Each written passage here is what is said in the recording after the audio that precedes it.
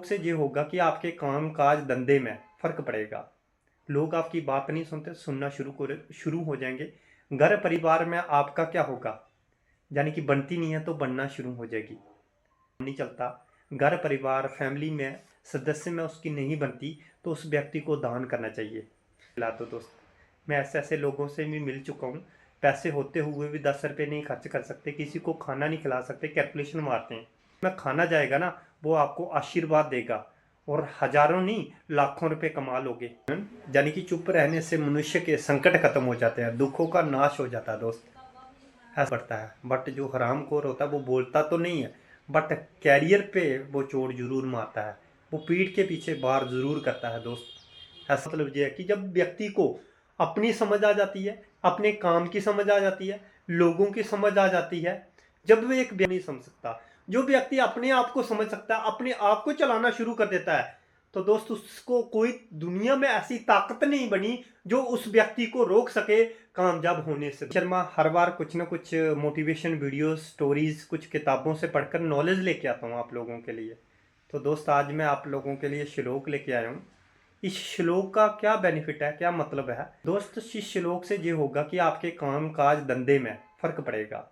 लोग आपकी बात नहीं सुनते, सुनना शुरू हो जाएंगे। घर परिवार में आपका क्या होगा, यानी कि बनती नहीं है तो बनना शुरू हो जाएगी। तो श्लोक जो है कि दरिद्रता नाशन दान, सील दुर्गता नाशनन, अज्ञानता नाशनी, प्रतिज्ञा भावना भय नाशनी।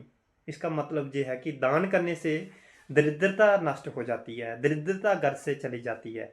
अगर किसी व्यक्ति का काम नहीं चलता, घर परिवार फैमिली में सदस्य में उसकी नहीं बनती तो उस व्यक्ति को दान करना चाहिए। अब आप बोल रहे होंगे सर तो पैसे ही नहीं है, दान क्या करें, है ना? दान करने के लिए पैसा चाहिए दोस्त। पैसा नहीं चाहिए, दिल चाहिए। 10 रुपये चढ़ा दो, 20 रुपये चढ़ा दो, किसी भूखे को 10-20 रुपये दे दो। यानी कि एक खाली पेट व्यक्ति है जिसके पास खाना खाने को नहीं है, तो उसको भी, उस बेचारे को क्या कर दो, खाना खिला दो दोस्त। मैं ऐसे ऐसे लोगों से भी मिल चुका हूँ। पैसे होते हुए भी 10 रुपये नहीं खर्च कर सकते, किसी को खाना नहीं खिला सकते, कैलकुलेशन मारते हैं दोस्त। जो आप 60-70 रुपये 100 रुपये बचाते हो ना, अगर एक बार किसी को खाना खिला दोगे ना खाली पेट, उसकी जो अंदर पेट में खाना जाएगा ना, वो आपको आशीर्वाद देगा और हजारों नहीं लाखों रुपए कमा लोगे। बट यही बात है, जब वो व्यक्ति क्या करता है, बोलता तो नहीं है दोस्त, गाली इतनी देता है, फिर इसलिए आप घर में जाके क्या बोलते हो, मुझे चैन नहीं आ रहा, मुझे शुगर हो गई है। तो दोस्त यही होती है। तो वो व्यक्ति रो रहा था, तो आपने खाना खिलाना चाहिए था दोस्त। मैं बहुत सारे लोगों से मिल चुका हूँ ऐसे। मैंने बोला सील दुर्ग तारनाशनन, यानी कि चुप रहने से मनुष्य के संकट खत्म हो जाते हैं, दुखों का नाश हो जाता है दोस्त। ऐसा होता है, एक सच्चा व्यक्ति जो होता है वो दूसरों के साथ गलत भी हो रहा हो उससे बर्दाश्त नहीं होता, वो बोल पड़ता है। बट जो हरामखोर होता है वो बोलता तो नहीं है, बट कैरियर पे वो चोट जरूर मारता है, वो पीठ के पीछे वार जरूर करता है दोस्त। ऐसा भी होता है दोस्त, कुछ लोग ऐसे होते हैं बड़े बड़े वादे करके साथ लेके आते हैं, जब वो रास्ते में छोड़ जाते हैं दोस्त, गुस्सा तो बहुत आता है सामने देख के। तो बनी रहे तो अच्छा रहता है, इसलिए चुप रहना पड़ता है मेरे भाई। मैंने बोला अज्ञानता नाशनी, अर्थात इसका मतलब ये है कि जब एक व्यक्ति को बुद्धि आ जाती है, जो अज्ञान होता है वो नष्ट हो जाता है।